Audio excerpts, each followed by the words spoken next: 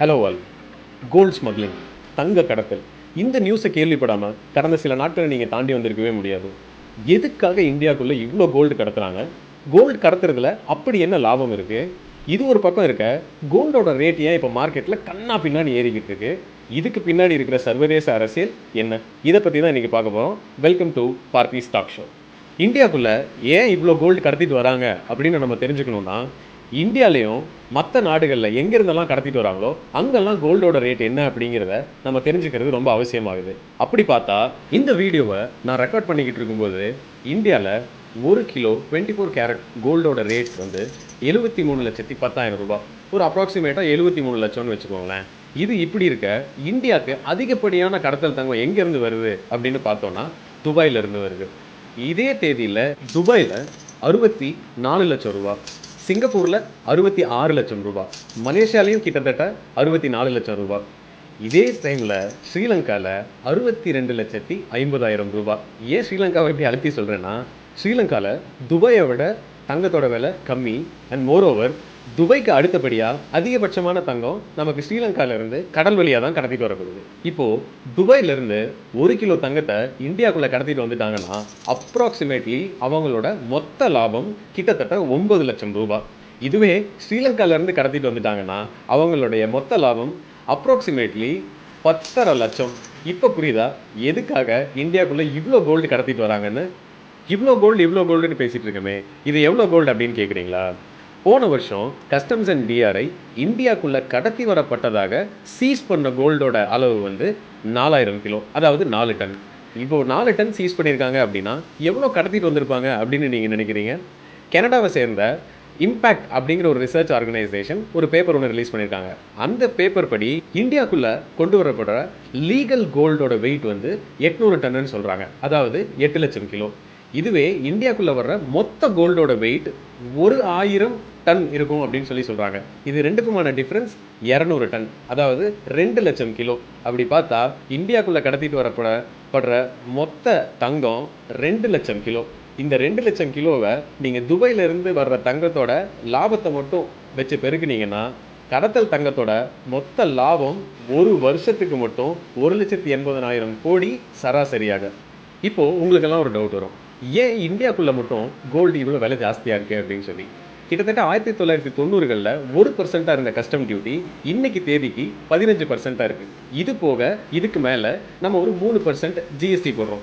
So அப்ராக்சிமேட்டாக ஒரு 18% டாக்ஸஸாக மட்டும் கோல்டு மேலே இருக்கிறதுனால இந்தியாவுக்குள்ளே தங்கத்தோட விலை ரொம்ப ஜாஸ்தியாக இருக்குது. ஏன் இந்தியன் கவர்மெண்ட் கோல்டு மேலே இவ்வளோ டியூட்டி வச்சுருக்காங்க அப்படின்னு உங்களுக்கு புரியணும் அப்படின்னா, இந்தியா தங்கள் கையில் இருக்கக்கூடிய ஃபாரெக்ஸ் ரிசர்வ், அதாவது யூஎஸ் டாலர் கையிருப்பு குறைஞ்சிடக்கூடாதுங்கிறதுக்காக இந்த முடிவை எடுத்திருக்காங்க.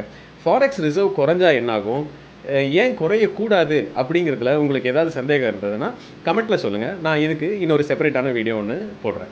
ஒரு பக்கம் என்னன்னா இப்படி தாறுமாறாக தங்கத்தை கடத்திட்டு இருக்காங்க, இன்னொரு பக்கம் கண்ணா பின்னாடி தங்கத்தோட விலை ஏறிக்கிட்டே இருக்கு. இதுக்கு என்ன காரணம் அப்படின்னு பார்த்தா, என்னதான் கன்சியூமர் டிமாண்ட் ஒரு காரணமாகவே இருந்தாலும் இதுக்கு பின்னாடி ஒரு சர்வதேச அரசியல் இருக்கு. அது என்ன அப்படின்னா, சைனா அவங்களுடைய சென்ட்ரல் பேங்க், அதாவது பீப்புள்ஸ் பேங்க் ஆஃப் சைனா, இந்தியாவுக்கு எப்படி ஆர்பிஐயோ அதே மாதிரி சைனாக்கு பீப்புள்ஸ் பேங்க் ஆஃப் சைனா, இவங்க தொடர்ந்து 17 மாதமாக கோல்டை வாங்கி குவிச்சிக்கிட்டு இருந்தாங்க இன்டர்நேஷ்னல் மார்க்கெட்டில். இப்போ ஒரு மாதம் கேப் விட்டு மறுபடியும் வாங்க ஆரம்பிச்சிருக்கிறதா தகவல் வந்துக்கிட்டு இருக்கு.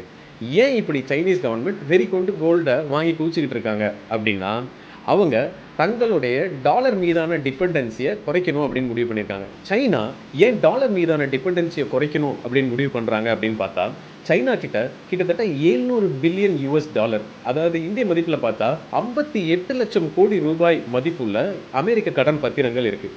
இப்போது சர்வதேச சந்தையில் அமெரிக்க டாலருடைய மதிப்பு குறைஞ்சா அவங்களுடைய 700 பில்லியன் யூஎஸ் டாலர் வேல்யூவும் குறையும் இல்லைங்களா? இதை தடுக்கிறதுக்காக அவங்க அந்த கடன் பத்திரங்களை சர்வதேச சந்தையில் விற்றுட்டு அதை எப்பவும் விலை குறையாத தங்கத்துக்கு மேலே இன்வெஸ்ட் பண்ண பார்த்துட்ருக்காங்க. டாலர் மேலே உள்ள டிபெண்டன்சியை குறைக்கிறது ஒரு ஆங்கிளாக இருந்தால் கூட இதுக்கு இன்னொரு ஆங்கிளும் இருக்குது. அது என்ன அப்படின்னு பார்த்தோம்னா, உங்க எல்லாருக்கும் ஞாபகம் இருக்கும்னு நினைக்கிறேன். ரஷ்யா உக்ரைன் மேல படையெடுத்தப்போ, ரஷ்யாவுக்கு சொந்தமா பெஸ்ட்ல இருந்த அமெரிக்க டாலர்ல இருந்த கிட்டத்தட்ட 350 பில்லியன் யுஎஸ் டாலர்ஸ் வர்த்தான அசெட்ஸையும், ரிசர்வ்ஸையும் வெஸ்டர்ன் கண்ட்ரீஸ் ஃப்ரீஸ் பண்ணிட்டாங்க.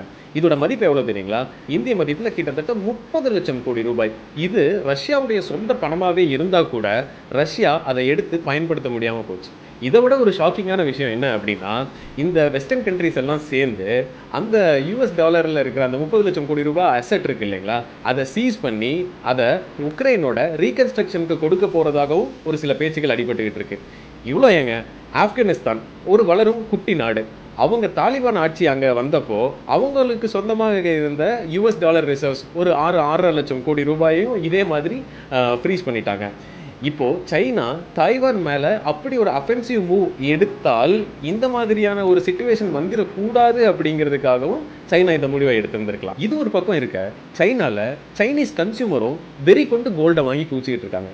இது எதனால அப்படின்னு பார்த்தோம்னா, 2020-21 காலகட்டங்களில் சைனால ஒரு மிகப்பெரிய ரியல் எஸ்டேட் கிரைசிஸ் ஒன்று உருவாச்சு. அந்த ரியல் எஸ்டேட் கிரைசிஸ் ஒரு மிகப்பெரிய ரியல் எஸ்டேட் கொலாப்ஸா மாதிரி ஷேர் மார்க்கெட்டையும் போட்டு தள்ளிடுச்சு. இப்போ சைனால மக்கள் real estate and also stock market ரெண்டுலேயும் இன்வெஸ்ட் பண்ணுறதுக்கான நம்பிக்கையை சுத்தமாக இழந்துட்டு கோல்டில் மட்டுமே இன்வெஸ்ட் பண்ணிக்கிட்டு இருக்காங்க.